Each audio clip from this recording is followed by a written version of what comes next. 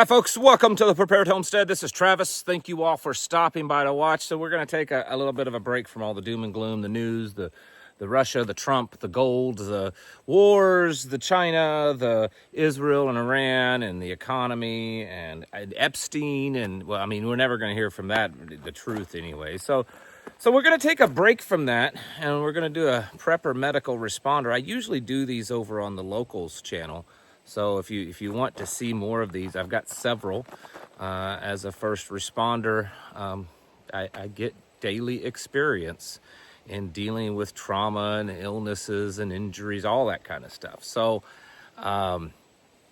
if you want to watch it and see what my opinion is and ways to do it, and I try to give it from a prepper's point of view, there'll be a link down in the description. You can go over there and join up to the Locals. It's kind of like Patreon, if you're wondering what that is. But it's better. It's free speech. Patreon, a lot of people don't realize this. Patreon is not free speech. They have the same kind of policies and stuff as YouTube. They will censor you. I have been censored on Patreon before, but Locals, it's very free speech. Anyway, so I want to talk about medical, emergency, mostly trauma type stuff, serious medical injuries, but from the perspective of what do you do after you fix the initial problem? Man, I got gnats and bugs trying to get in my mouth, so apologize. But what do you do when you fix the initial problem? Because here's the thing. Modern medical training, even, everything from down to the basic first aid level of training that may take you just a few hours to do, basic CPR, you move up to emergency medical responder, then EMT, then, paramedic, and so on and so forth.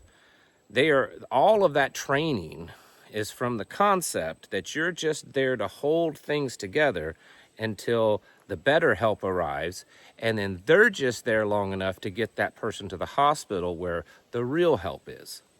What happens when those steps are not there and you're it?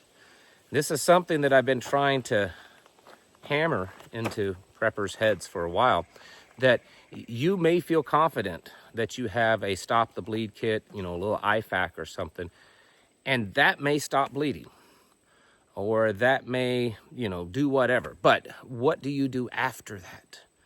What is your plan? How much knowledge do you have? Have you studied? Have you trained?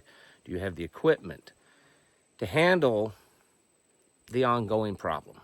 And that's something that a lot of people don't really think about. Now, I'm not here today in this video to give you specifics, because that's a lot of training. But I am here to try to get you to understand and to get your mind to open up and realize that when it comes to medical, you need to know a little bit more than just how to stop the bleed or to how to get them to breathe again.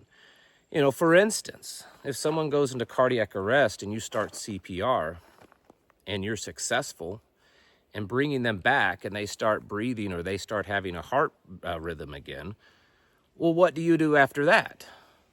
If there's no hospital, if there's no ambulance or helicopter on the way, now what do you do? Well, you need to maintain their breathing as much as possible. You may have to ventilate on your own, which is where you would have a bag, the bag valve mask that you put on. I've talked to you about that before. Some of you know what I'm talking about. That's ventilating them. Even if they're starting to breathe on their own, it's probably a good idea to continue ventilating for them, because you're most likely going to get more air into them, more oxygen into them, than if they're doing it on their own right immediately after coming back from, a cardiac arrest.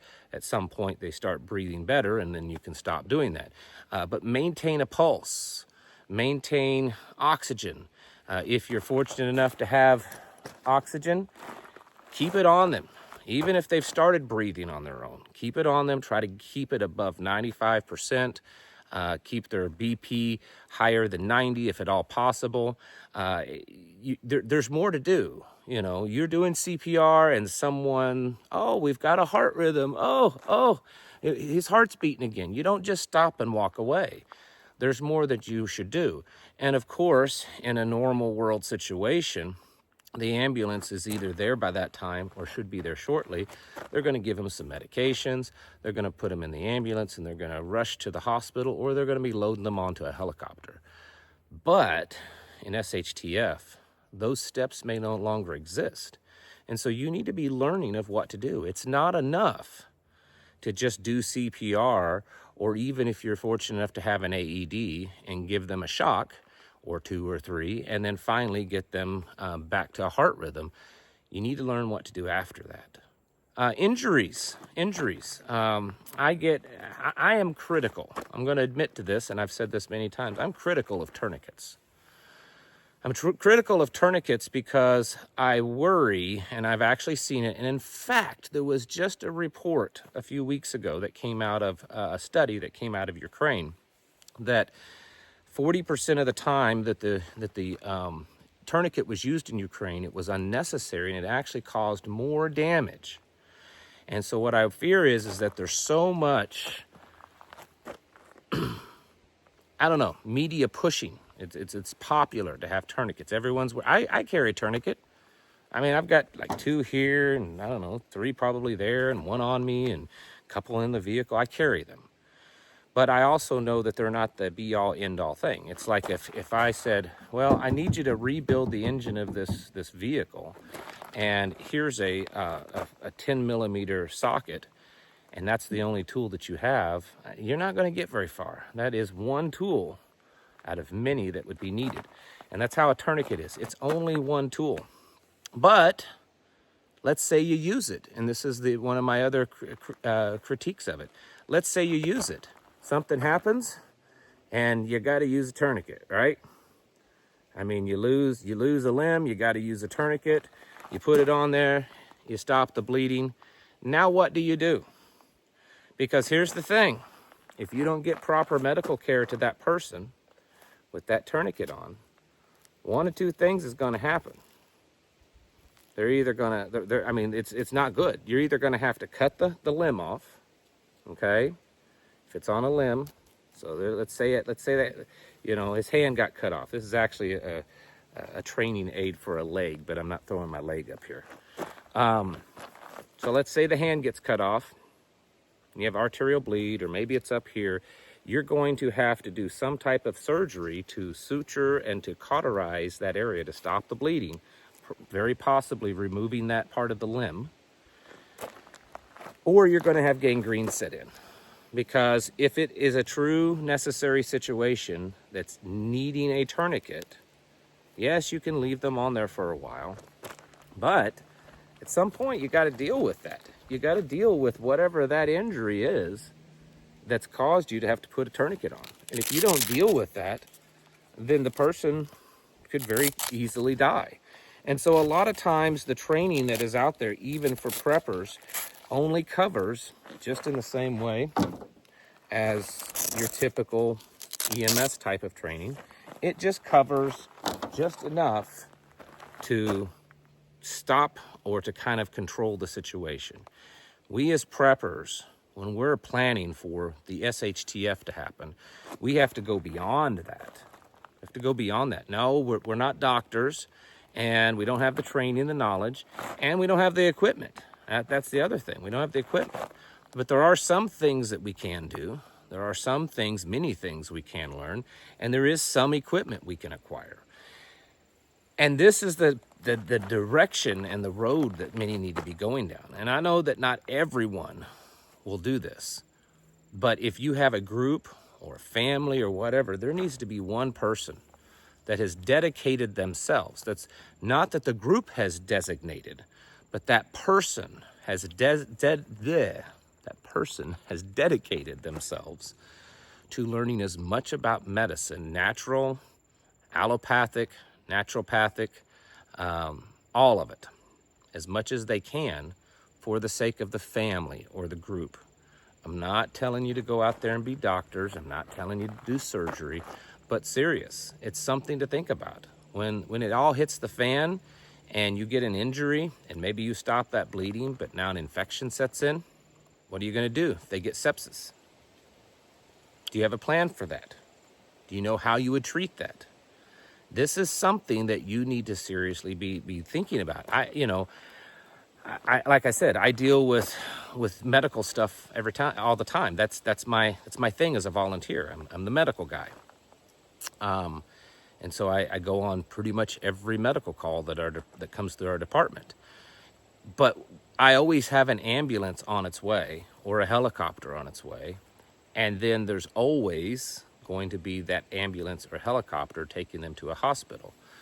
So I know that in the moment, my job is to keep them breathing, their heart beating, and not bleeding to death, and as stable as I can possibly make them.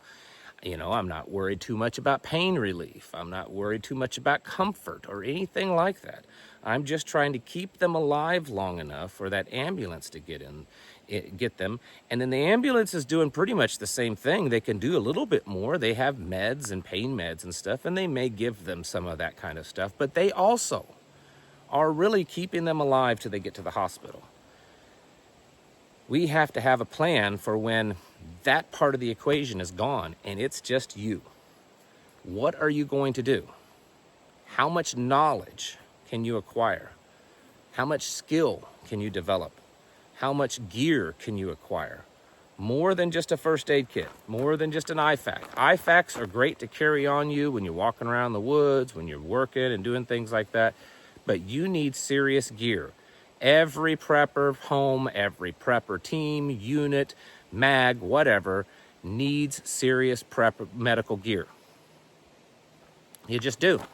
If you can even acquire hospital level surgical gear, you never know. There may be a pet frog that needs a little surgery, and so it wouldn't hurt to have it. You need to be thinking about this and planning for it.